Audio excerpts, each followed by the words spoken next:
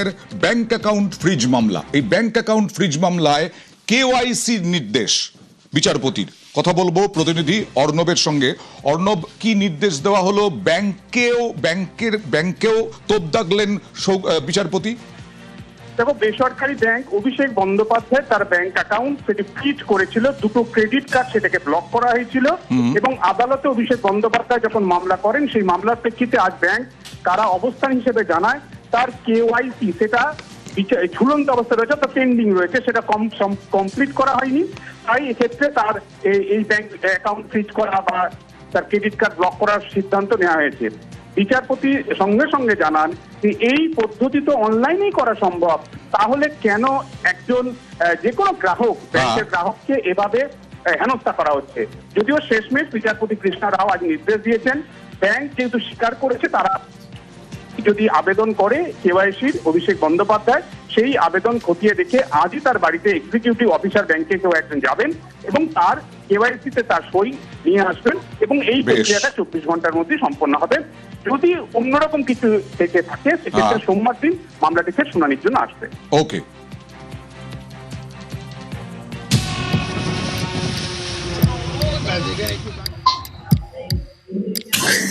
শিল্প শহর হলদিয়ার এই যে ছবিটা গত কয়েকদিন ধরেই কিন্তু রয়েছে।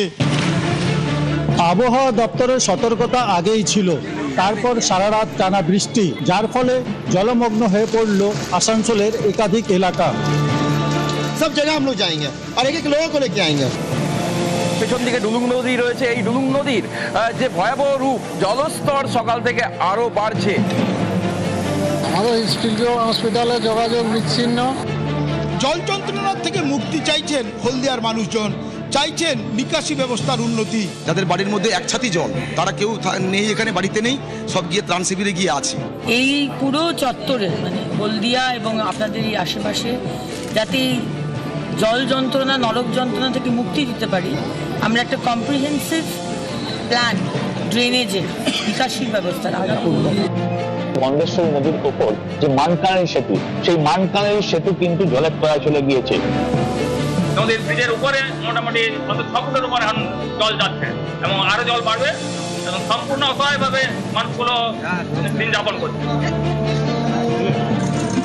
এইভাবেই দেখতে পাচ্ছেন যে রাস্তার যে জল, সেই জলের মধ্যেই এতগুলো পরিবার তারা তাদের দিন যাপন করছেন। আমি দরজা খুলতে পারি না, জলের ঝোঁকের জন্য, সাপের জন্য অসুবিধা, প্রচন্ড অসুবিধা। আজকে প্লাবন পরিস্থিতি খতিয়ে দেখতে হেলিকপ্টারে পরিদর্শন করলেন মুখ্যমন্ত্রী শুভেন্দু অধিকারী, আরামবাগে বৈঠক করলেন এবং আরামবাগ মাস্টার প্ল্যান এই নিয়েও আলোচনা হয়েছে। 1200 কোটি টাকা বরাদ্দ। আরামবাগ মাস্টার প্ল্যান নিয়ে কি রয়েছে, আরামবাগের প্লাবন পরিস্থিতি পর্যালোচনা করেছেন। আরামবাগের একাধিক এলাকা প্লাবিত, ক্ষয়ক্ষতি নিয়েও পর্যালোচনা বৈঠক। সরাসরি চলে যাব প্রতিনিধি সুস্মিতার কাছে। সুস্মিতা, আরামবাগ মাস্টার প্ল্যান কি এবং কি নিয়ে আলোচনা হলো বিস্তারিতভাবে জানতে চাইব।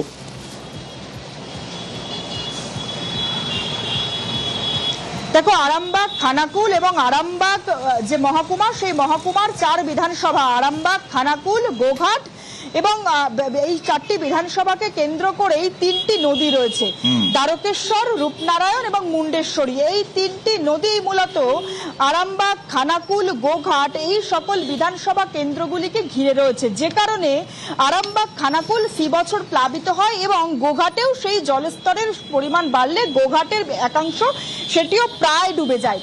সুতরাং পুরসুরাও তার মধ্যে বাদ যায় না।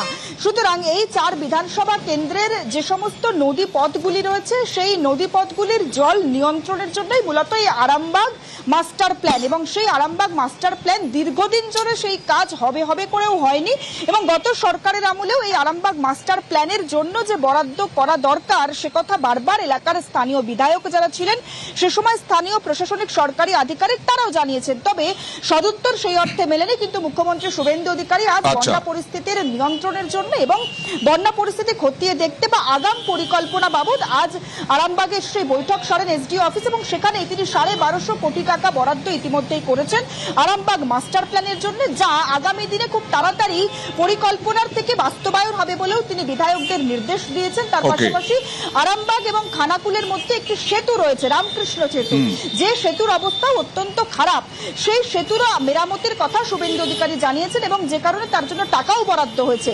তার পাশাপাশি খানাকুলের যে বাঁশের সাঁকো, সেই সাঁকো মেরামতের নির্দেশ দেওয়া হয়েছে মুখ্যমন্ত্রীর তরফ থেকে খানাকুলের বিধায়ককে সুশান্ত ঘোষকে, এবং তার পাশাপাশি পুরসুরার খারাপ রাস্তা, সেই রাস্তা নিয়েও বিমান ঘোষকে, পুরসুরার বিধায়ক, তাকে সুশান্ত ঘোষ এবং বিমান ঘোষ কি বলছেন একবার দেখা যাক।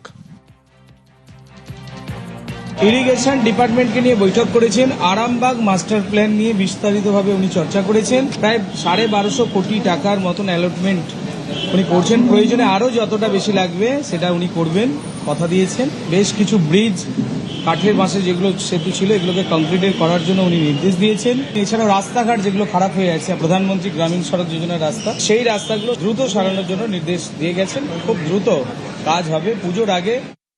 রামকৃষ্ণ সেতু নিয়ে আলোচনা হয়েছে, অলরেডি রামকৃষ্ণ সেতু 400 কোটি টাকা বরাদ্দ হয়েছে, সার্ভে হয়ে গেছে এবং কাজও খুব তাড়াতাড়ি শুরু হবে। 2027 সালের আগে আরামবাগ মাস্টার প্ল্যান তৈরি হয়ে যাবে। প্রায় 1200 কোটি টাকা বরাদ্দ হয়েছে এই ফান্ডে। Honourable chief minister, honourable DMK আজকে নির্দেশ দিয়ে গেছেন। সেপ্টেম্বর মাসে বন্যা হওয়ার আশঙ্কা একটা আছে, তার জন্য প্রয়োজনীয় যা যা ব্যবস্থা দরকার উনি বলে গেছেন। বাকি আমরা বিভিন্ন ব্রিজ নিয়ে বলেছি, আরামবাগ জেলা নিয়ে বলেছি, আরামবাগ জেলারও প্রস্তুতি চলছে, জেলার ম্যাপ সার্কেল ঠিক হচ্ছে। রাজা রামমোহন রায়ের যে ভিটে আছে তার সংস্কারের জন্য ওনাকে বলেছি, উনি সেটা এগ্রি হয়েছেন এবং তাড়াতাড়ি তার প্রপোজাল যাবে এবং কলেজটার বিষয়েও প্রপোজাল যাবে। ইরিগেশন ডিপার্টমেন্টকে একদম কড়াভাবে নির্দেশ দিয়ে গেছেন যে বাঁধের যে অবস্থা আছে ইমিডিয়েট 8-10 দিনের মধ্যে পুরোপুরি কাজ শুরু করবার জন্য। টানা বৃষ্টিতে সবংয়ে এই পরিস্থিতি, প্লাবিত এলাকা, প্লাবন পরিস্থিতি। আজকে কিছুক্ষণ আগে বলছিলাম হেলিকপ্টার থেকে মুখ্যমন্ত্রী শুভেন্দু অধিকারী তিনি পশ্চিম মেদিনীপুরের জেলার একাধিক এলাকা জলে ভাসছে সেগুলো পরিদর্শন করলেন। আকাশপথে হেলিকপ্টারে প্লাবন এলাকার পরিস্থিতি খতিয়ে দেখেন শুভেন্দু অধিকারী। গত কয়েকদিনে টানা বৃষ্টি, বিভিন্ন জেলায় প্লাবন পরিস্থিতি, বিশেষ করে সবংয়ের পরিস্থিতি খারাপ।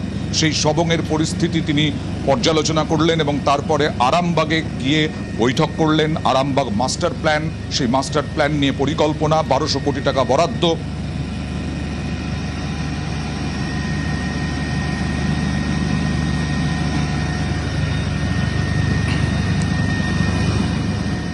সবং ব্লক এবং ভগবানপুর পটাশপুরের একটা বড় অংশের আমন ধান, ফিশারি, মাদুর, পানের বরজ ক্ষতিগ্রস্ত হয়েছে।